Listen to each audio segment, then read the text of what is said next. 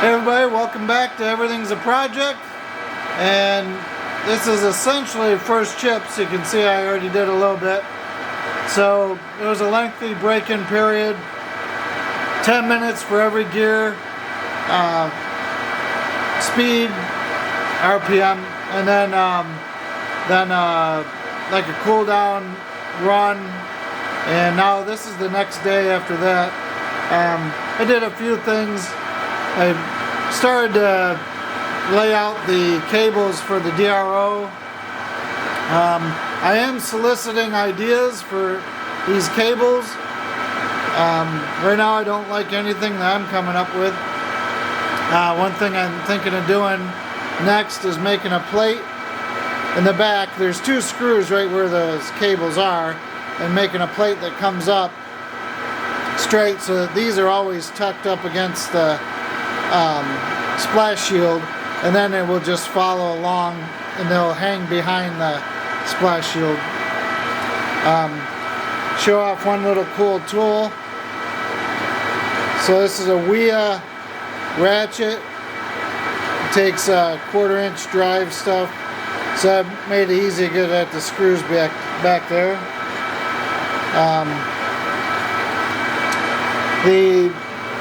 One of the things I like is the coolant reservoir is a pull-out deal, so it's going to be easy to clean up.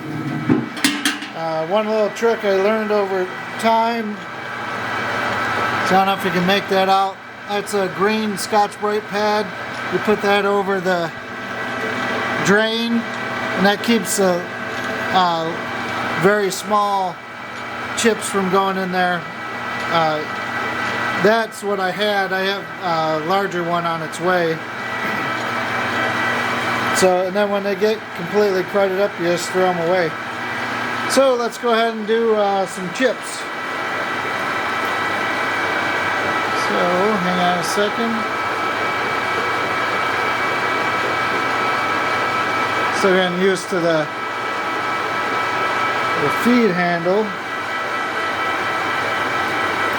Oh. Did the same thing twice. Okay.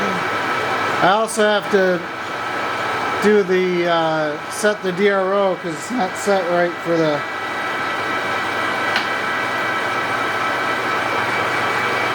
going in the wrong direction. DRO is not set right for the it's on radius, not diameter. Okay, let's try that again. Okay, there we go.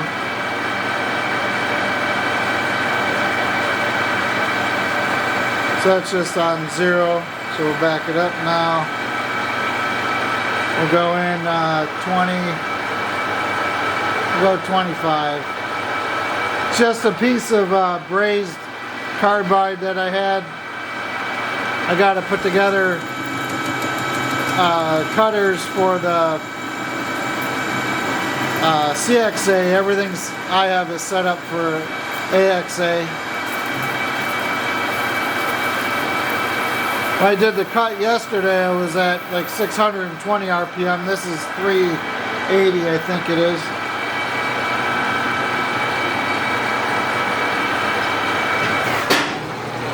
Brake works good. Not too bad. The swarf, I think, gummed it up, but yep, it's good enough for this.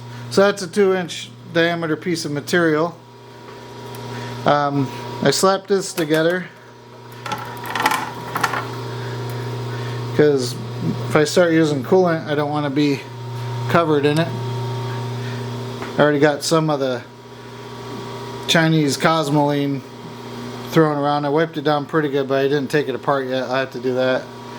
Okay, so what else we got? So gear changes all work good. It's a slight clunky, but what they recommend is just putting the T-handle in here and just feeling it in, and it may get better. So I wasn't sure what this is, why they had another low high here, and all it is for feeds. So if you are doing some roughing work and then some fine work, you can probably dial in your settings so you don't have to change multiple levers, but just go from the low range to the high range. Let's see, reverse and forward, straight forward. That's coolant. That's jog. They say don't use the jog to help with the gears, so I don't know why you would use the jog, but some lathes have it, some don't. Then these are just all your combinations. When you go into V, that's your threads. I think that's all of them. Oh, V, Z, and Y. Okay. So V is for SAE threads, and Z and Y are for metric thread and diametrical pitch. Yep. Let's see what else. Anything else to show you at the moment? I don't think so. So we'll make that quick again. I haven't used the reverser yet. Probably do that in a moment off the without the camera rolling. But I'll come back.